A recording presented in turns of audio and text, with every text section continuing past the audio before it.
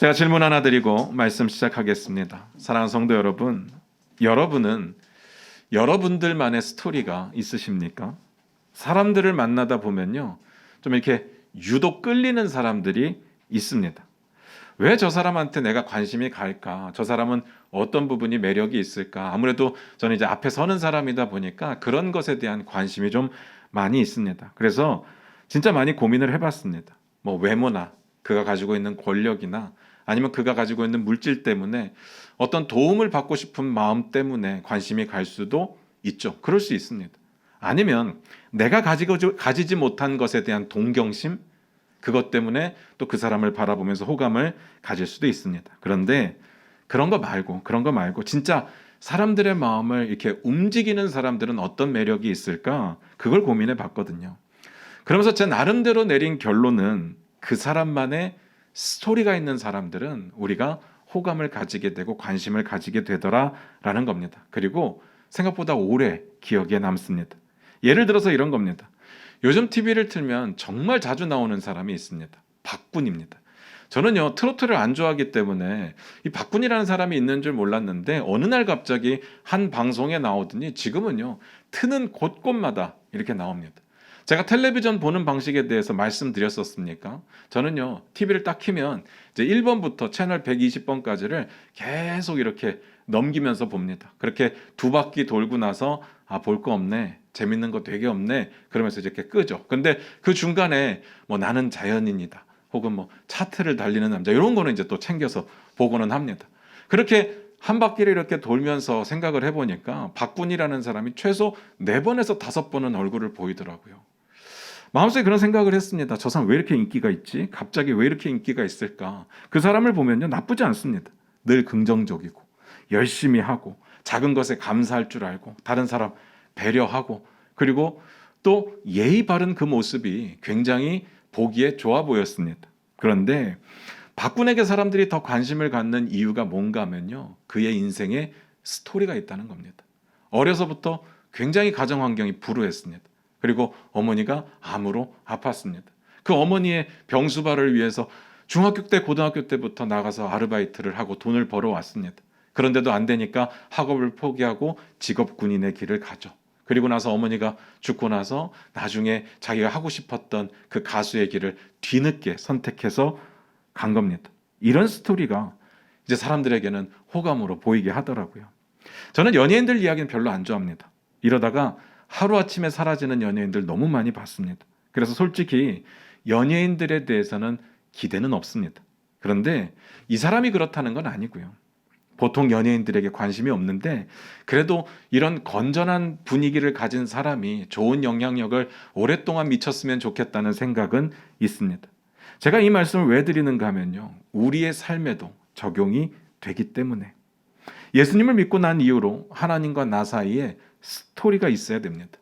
스토리가 있는 사람들은요, 하나님을 더 흔들리지 않고 믿을 수 있더라고요. 그리고 뿐만 아니라 자기의 믿음에 대해서 평가할 때 어떤 스토리들이 있으면 그 스토리들로 인해서 굉장히 긍정적으로 평가하게 되는 것을 보게 됩니다. 스토리가 하나하나 쌓여가면 그것이 하나님과 나 사이의 히스토리가 되고 그 히스토리가 있는 사람들이 결국은 믿음을 지켜내는 것을 봤습니다. 무슨 말인지 아시겠습니까? 다시 여쭙겠습니다. 하나님과 나와의 관계 가운데 나만의 스토리가 있습니까?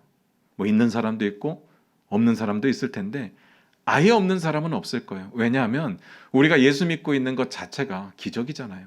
이런 기적의 스토리들은 하나씩은 다 가지고 있습니다. 그런데 중요한 건 단순히 스토리가 있냐 없냐의 문제는 아닙니다. 그 스토리가 어떤 스토리냐가 중요하죠.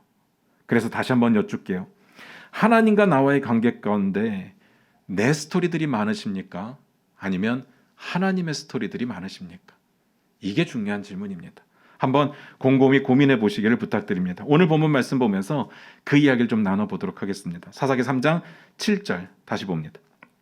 같이 읽겠습니다. 시작. 이스라엘 자손이 여호와의 목전에 악을 행하여 자기들의 하나님 여호와를 잊어버리고 바알들과 아세라들을 섬긴지라. 이제부터 사사들의 이야기가 본격적으로 시작될 겁니다. 사사시대 하면 제가 2가지를 기억해 달라고 부탁을 드렸습니다. 첫 번째는 계속해서 반복되는 패턴이 있다고 했습니다. 기억나십니까? 한번 점검해 볼까요? 첫 번째 뭡니까? 이스라엘 자손의 범죄. 그 다음은요, 하나님의 징계. 그 다음은요, 이스라엘 자손의 회개 혹은 부르짖음. 제가 왜 부르짖음이라고 말씀드린지 아시죠? 진정한 회개가 아니었으니까. 그 다음에요, 하나님께서 사사를 선택하시고 이스라엘을 구원하시죠. 그 다음은요, 마지막으로 그들이 평화를 누립니다. 근데 이 평화가 어울리는 단어가 하나 있다고 했습니다. 뭡니까? 망각. 하나님의 은혜를 잊고 하나님을 잊어버리는 그런 안타까운 일들이 있었습니다. 여기서 제가 한 가지만 더 추가적으로 좀 설명을 드리려고 하는데요. 사실 이런 패턴이 반복된다고 해서 문제가 있는 것은 아닙니다. 원래 역사는 반복되게 되어 있습니다. 어떻게 한 방에 사람이 다 좋아지고 온 나라가 다 좋아지고 역사가 다 아무 문제 없을 수 있겠습니까?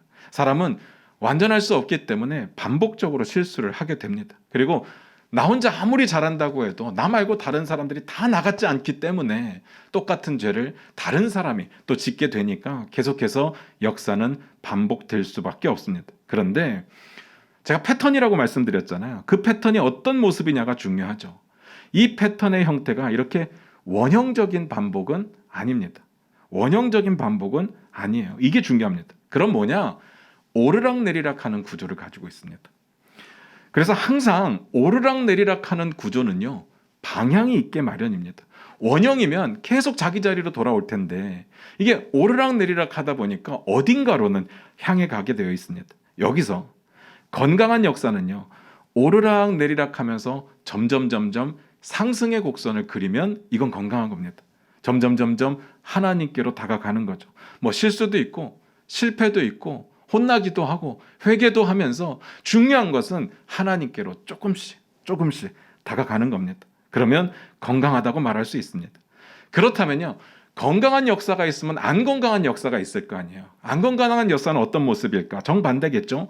오르락내리락 하면서 점점 하향 곡선을 그리는 겁니다. 점점 하나님께로부터 멀어져 가는 거죠. 회개는 줄어들고 하나님의 징계는 늘어나고 그런 구조가 됩니다.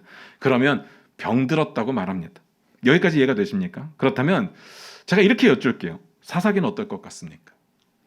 계속해서 반복되는 패턴이 있고 그건 원형이 아니라 어떤 한 방향을 가면서 오르락내리락 한다고 했는데 사사기의 패턴은 상승 곡선을 그릴까? 아니면 하향 곡선을 그릴까? 아니면 건강하게 살아갈까? 아니면 좀 안 건강하게 살아갈까? 그걸 묻는 겁니다.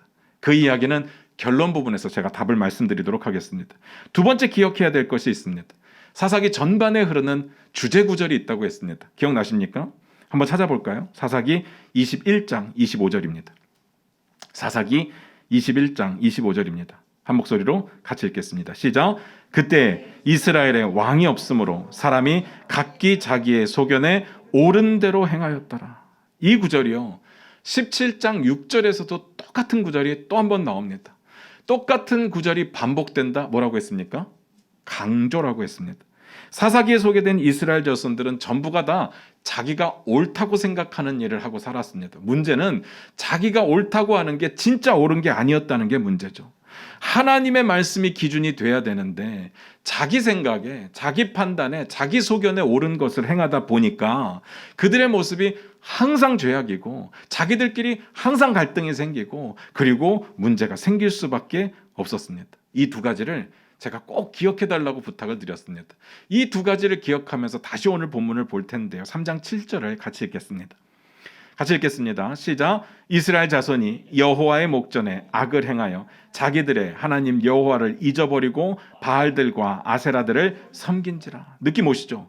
드디어 이제 패턴이 시작되었습니다. 이스라엘이 여호와의 목전에 악을 행했습니다. 이게 첫 번째 패턴의 시작입니다. 어떤 범죄를 저질렀을까요? 뭐 이건 뻔합니다.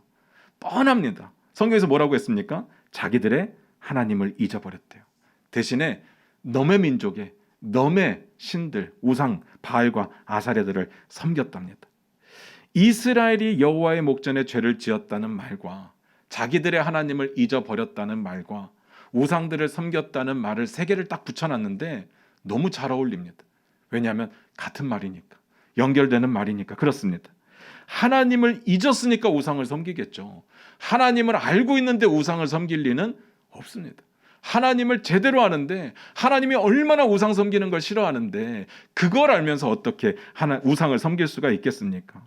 하나님의 뜻을 모르고 있다거나 아니면 하나님 자체를 전혀 모르는 거겠죠. 여호와를 잊었다는 표현이요, 사사기에서 여기에 딱 한 번 나오거든요. 사사기 안에서만. 제가 늘 말씀드리잖아요. 이렇게 딱 한 번만 나오는 표현들은 중요합니다. 이 내용은 꼭 보고 넘어가야 됩니다. 이 이야기가 여호와를 잊었다는 이 표현이 사사기에서 딱 한 번 나오는데 이게 그냥 기억이 가물가물해져서 잊혀졌다 그런 이야기가 아닙니다. 그래서 중요하죠. 이 이야기는요, 의도적으로 등을 돌렸다는 뜻입니다. 오늘 스토리가 사사들의 스토리 중에 첫 번째 스토리라고 말씀드렸습니다. 그렇다면 사사시대가 온니엘의 이야기를 통해서 시작되는 건데 그 시작을 어떻게 했느냐? 하나님을 잊어버리고 시작했다는 뜻입니다. 그럴 수밖에 없었습니까? 아니요. 전혀 불가항력적이지 않았습니다. 그들의 선택이죠. 잘 들어보시기 바랍니다. 가장 첫 번째 사사가 온니엘인데 온니엘이라고 하는 사사가 재밌는 게 여호수아가 살아있을 때 온니엘이 있었습니다. 그리고 갈렙의 친척으로 나와요. 뭐 자세한 이야기는 뒤에 가서 말씀을 드리기로 하고, 제가 이 말씀을 왜 드리는가 하면 여호수아, 갈렙 그리고 첫 번째 사사 온니엘이 살았던 시대가 겹치는 부분이 있다는 이야기입니다. 그러니까 하나님을 경험했던 사람들이 다 죽고 하나님에 대해서 알려줄 사람들이 없어서 정말 어쩔 수 없이 하나님을 몰랐던 것이 아니라는 이야기입니다. 이 말은 그들이 하나님 알기를 거절했다는 이야기죠. 전혀 불가항력적이지 않았습니다. 그들의 선택이었습니다.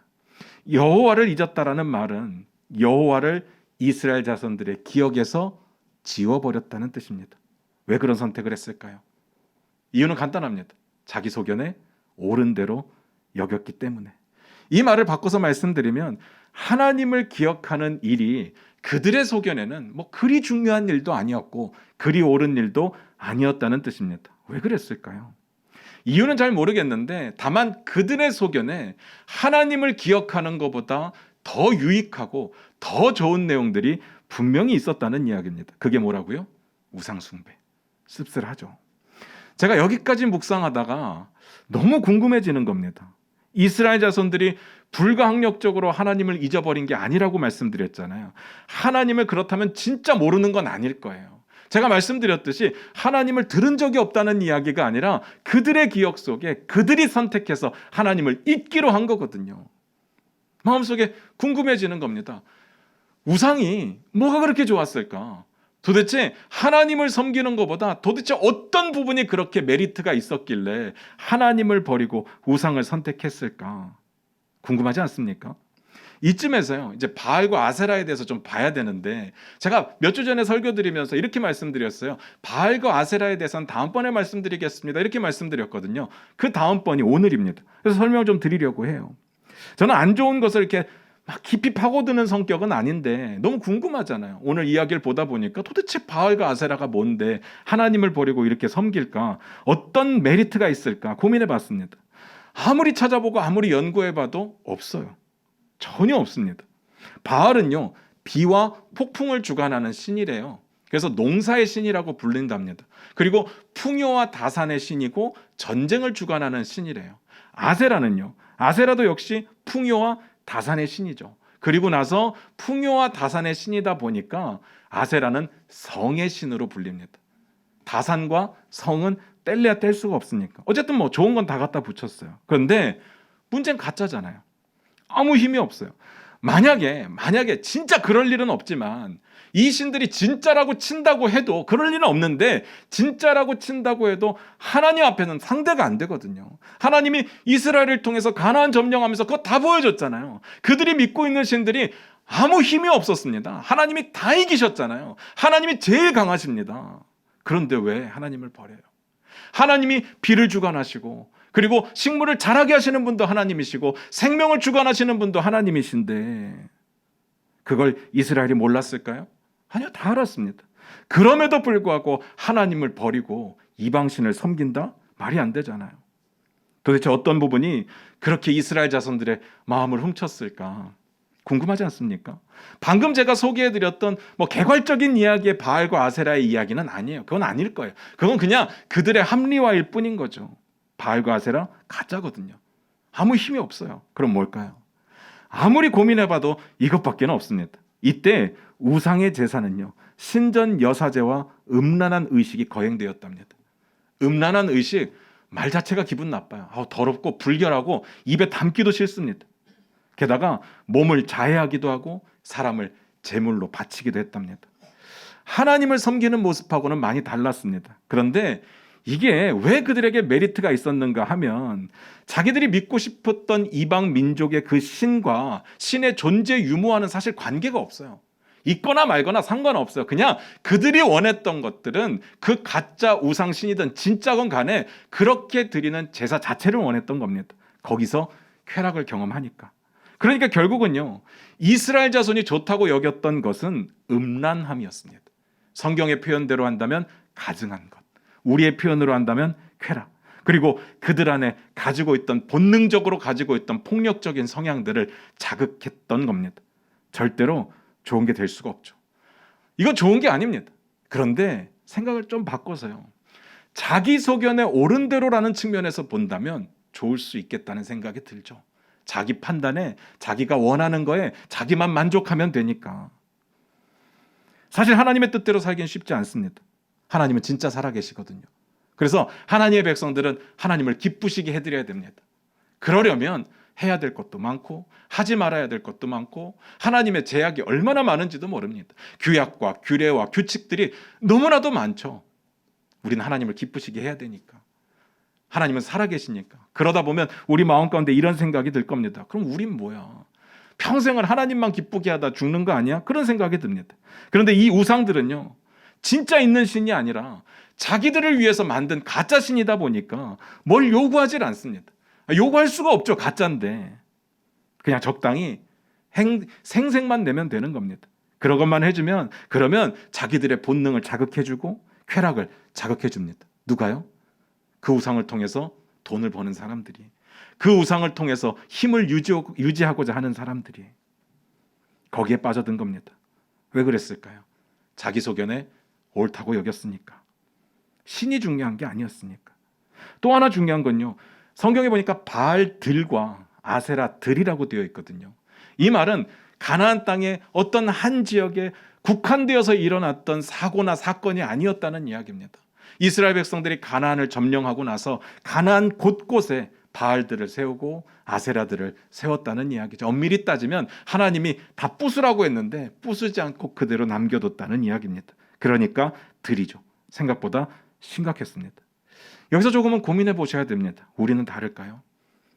우리도 가끔은요, 하나님의 뜻을 구할 때가 있습니다. 뭔가 이렇게 선택을 해야 될 때, 결단을 해야 될 때, 나를 향한 하나님의 뜻이 뭐고 이 일을 향한 하나님의 뜻이 뭔가 엄청 기도하잖아요. 저도 그래요. 하나님의 뜻이 뭔지 좀 알았으면 좋겠어요. 기도할 때 하나님 뿅 하고 나타나셔서 영섭아 그거 아니야, 이리로 가야 돼, 이렇게 말씀해 주면 얼마나 좋습니까? 그럼 실수도 없잖아요. 근데 하나님 그렇게는 안 하시더라고요. 그래서 이때 진짜 조심해야 되는 부분이 뭔지 아십니까? 하나님의 뜻을 구하셔야 돼요. 너무 뻔한 얘기죠. 지금 그게 궁금하다고요. 하나님의 뜻이 뭔지 궁금하다고요. 그래서 하나님의 뜻을 구하는 게 너무 당연한 것인데 제가 왜 그렇게 말씀을 드리는가 하면, 사람들이요, 하나님의 뜻을 구한다고 말하면서 뭘 찾느냐? 나한테 유익이 되는 것이 뭐냐? 그걸 찾고 있기 때문에 말씀드리는 겁니다. 그게 뭐예요? 결국은 돈입니다. 결국은 돈이에요. 가끔 보면 하나님의 뜻을 모를 때 어떻게 하나님의 뜻을 알 수 있습니까? 라고 물어보면 되어지는 상황을 보면 알 수 있습니다 라고 우리는 배웠습니다. 그게 맞죠. 맞는 이야기입니다. 되어지는 상황 가운데 하나님의 뜻을 알 수 있어요. 그런데 굉장히 조심해야 됩니다. 이렇게 판단하려면 우리가 하나님의 말씀에 대해서 정통하고 있어야 되고요, 하나님의 기본 뜻에 대해서 알고 있어야 됩니다. 그래야 이게 하나님의 뜻에 맞는 건지 아닌지를 판단을 하죠. 그러니까 뭘 조심해야 되느냐? 내가 보기에 좋아 보이는 상황을 하나님의 뜻이라고 속단해서는 안 됩니다. 성경을 아무리 찾아봐도요, 하나님의 뜻을 내가 보기에 좋아 보이는 걸로 하나님께서 말씀하시는 경우는 없더라고요. 그럼에도 불구하고 대부분은요, 내가 보기에 좋아 보이는 거, 나한테 유리한 거, 조금이라도 유익한 게 있으면 그게 하나님의 뜻이라고 판단을 해버립니다. 왜요? 그게 하나님의 뜻이었으면 좋겠거든요. 나한테 유익이 되니까. 그래서 실수합니다. 잘 들어보시기 바랍니다. 여호수아가 가나안을 정복할 때 그들 앞에 펼쳐지는 하나님의 뜻이 어땠습니까? 보기에 좋았습니까? 편해 보였습니까? 할만했습니까? 그런 건 하나도 없었습니다. 이스라엘이 상대해야 되는 적들은요, 성경에 보니까 강대한 대적들이었습니다. 보기에요, 상황이 전혀 좋지 않았습니다. 그런데 그게 하나님의 뜻이었습니다. 제가 이렇게 말씀드리면 마음속에 이렇게 생각하시는 분들이 있을 겁니다. 그러면 안 좋아 보이는 게 하나님의 뜻입니까? 그런 이야기가 아니에요. 하나님의 뜻은요, 상황이 어떻든지 간에 어려운 상황일지라도 하나님의 뜻에 순종해서 그 상황을 하나님의 뜻대로 만들어가는 거, 그게 하나님의 뜻인 거죠. 상황의 이야기가 아니라 순종의 이야기를 드리는 겁니다. 우리도 이 부분 조심해야 됩니다. 좋아 보이는 게 다 좋은 게 아닙니다.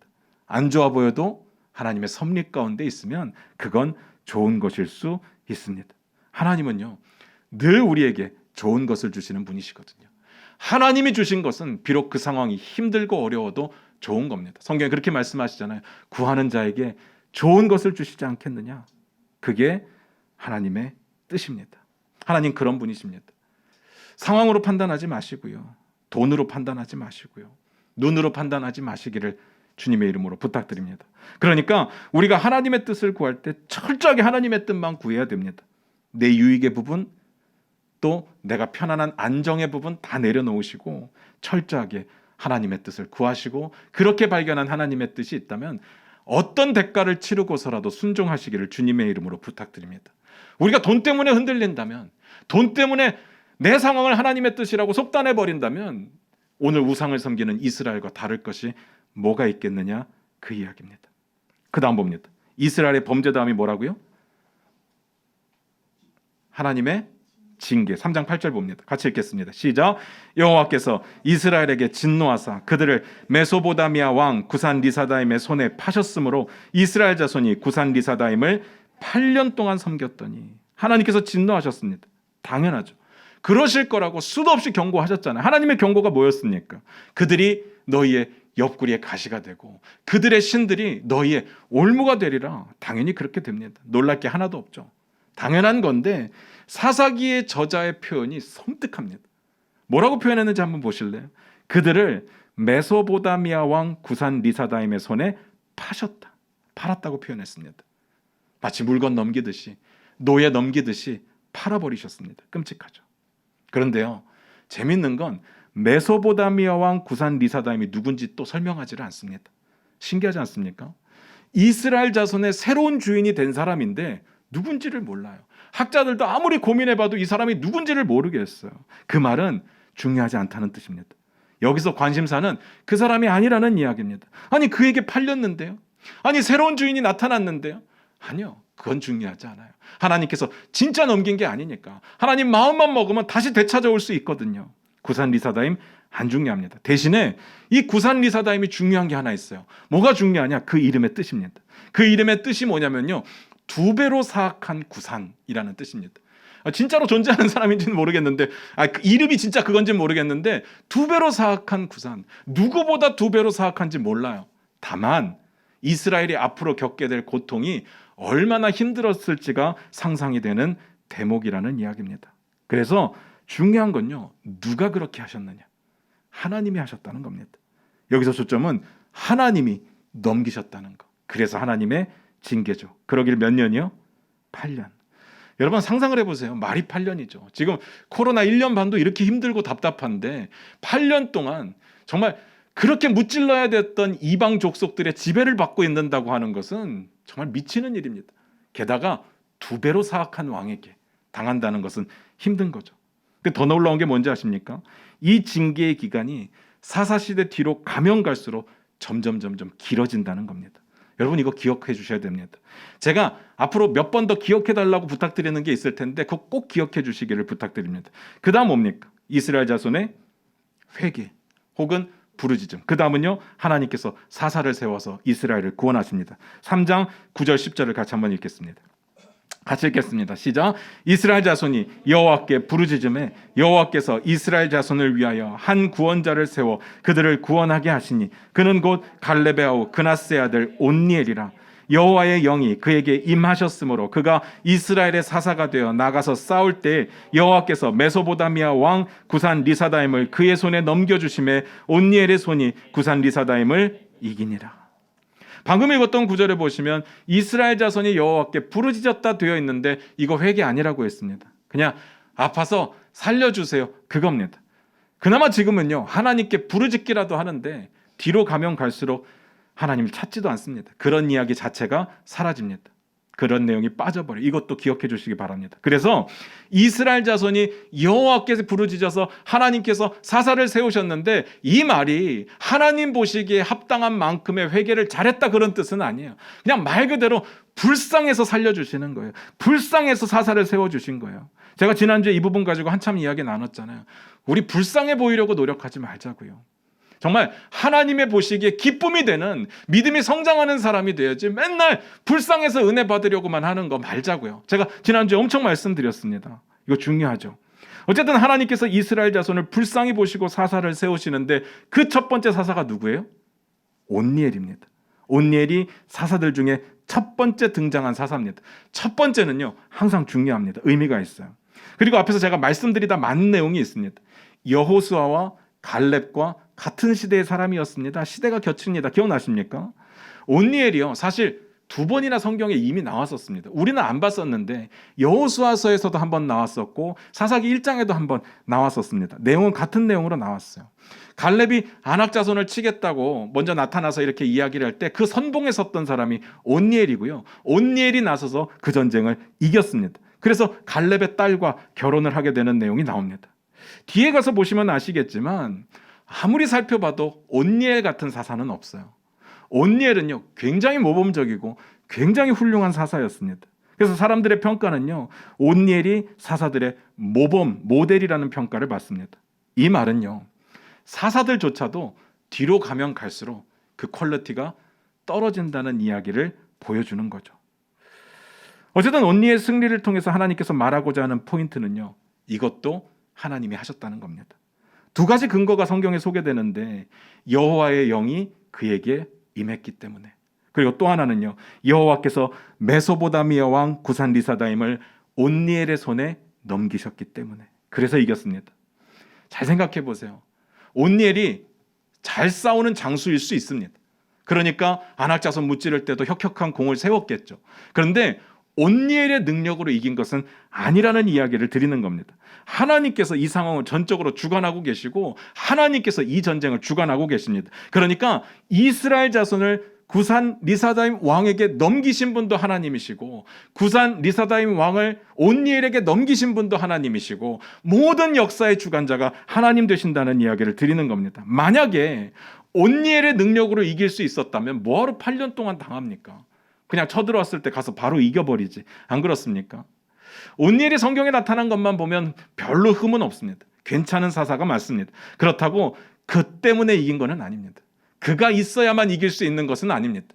앞에서 말씀드렸던 대로 뒤로 가면 갈수록 퀄리티가 떨어지는데 그런 사람들을 세워서도 하나님은 이기게 하셨습니다. 그러니까 이 모든 역사는 하나님이 하시는 일이었습니다. 그리고 끝으로 뭡니까? 평화. 평화의 다른 말은 망각. 한번 찾아볼까요? 11절입니다. 같이 읽겠습니다. 시작.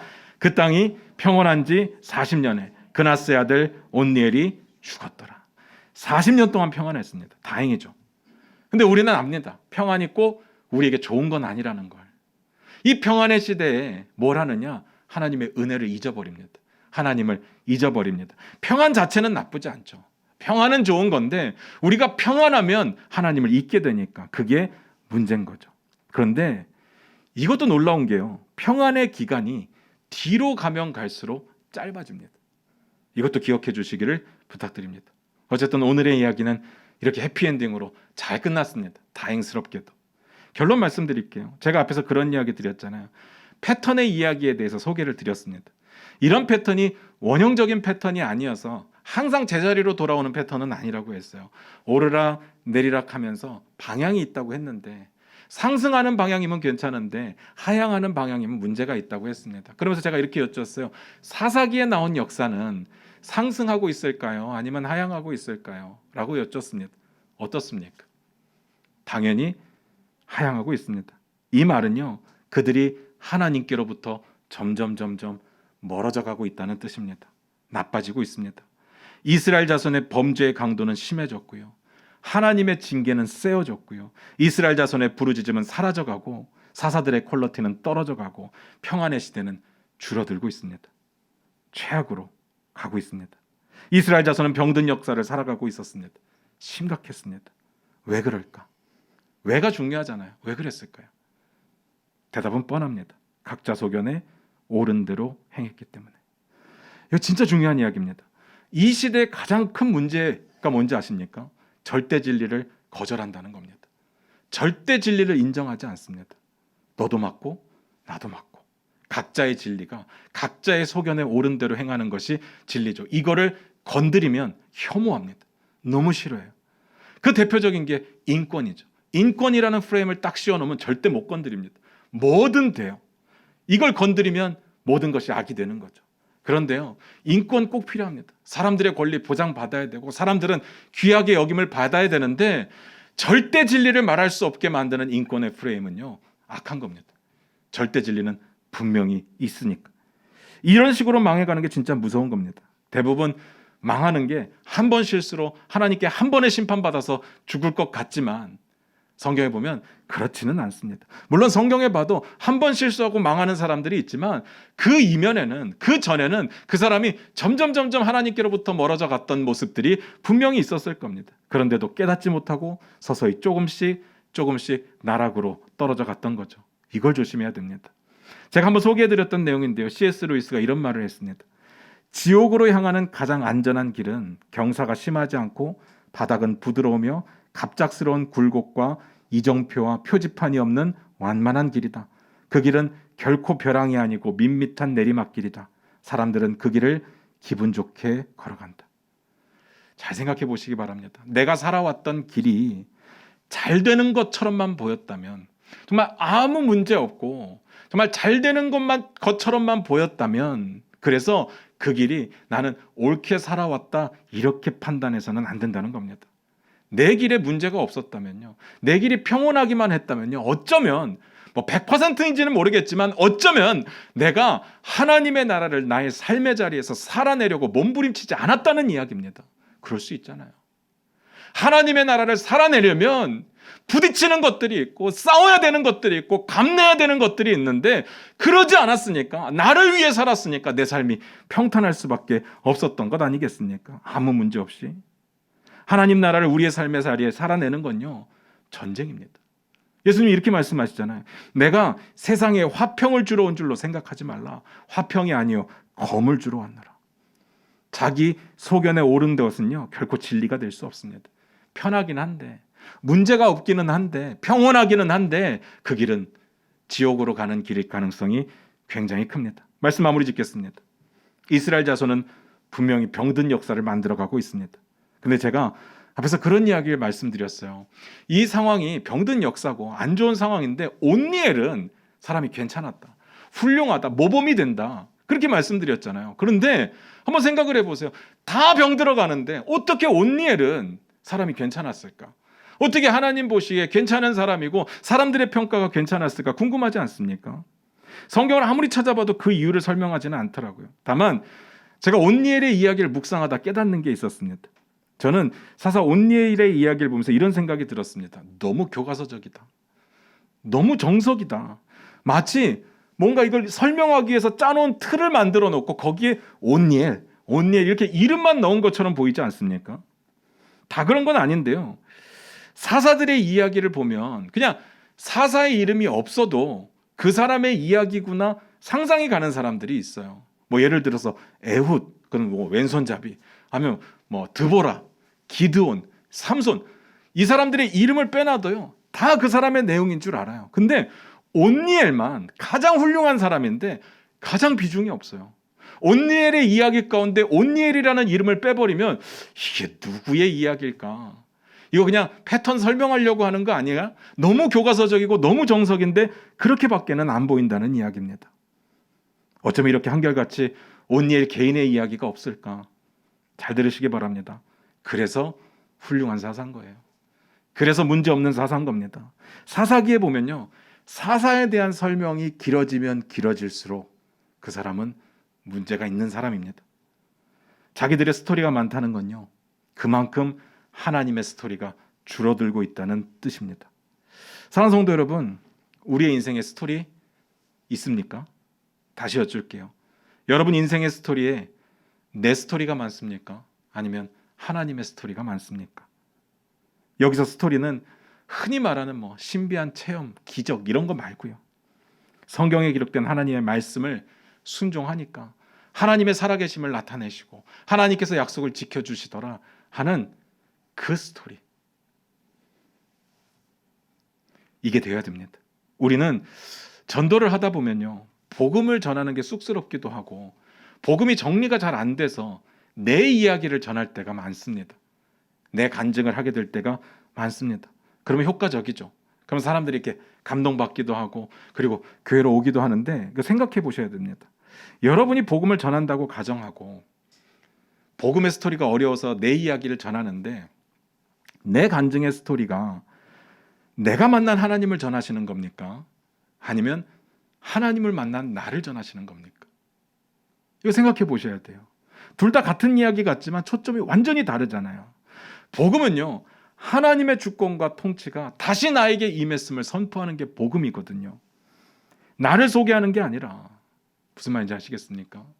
나를 소개해 주는 거, 하나님을 만난 나를 소개하는 거, 변한 나를 소개하는 게 복음 전하는데 도움이 될 수는 있지만 엄밀히 따지면 이건 복음은 아니에요. 하나님을 선포해야 복음이고 하나님의 주권과 통치를 선포해야 복음이지, 나를 소개하는 거는 그건 복음은 아니라는 이야기입니다. 무슨 말인지 아시겠습니까? 사랑하는 성도 여러분, 우리 인생에 스토리 필요합니다. 그래야 우리 믿음 잘 지킬 수 있습니다. 다른 사람들에게 전도도 하고 간증도 할 수 있죠. 그런데 그 스토리는 내 스토리가 아닙니다. 내 삶의 역사하시는 하나님의 스토리여야 됩니다. 내가 얼마나 하나님을 잘 믿었느냐, 그걸 전하는 게 아니라 내 삶에 하나님이 어떤 역사를 펼치셨느냐, 그걸 전하는 겁니다. 하나님의 은혜가 얼마나 컸던가를 보여주는 겁니다.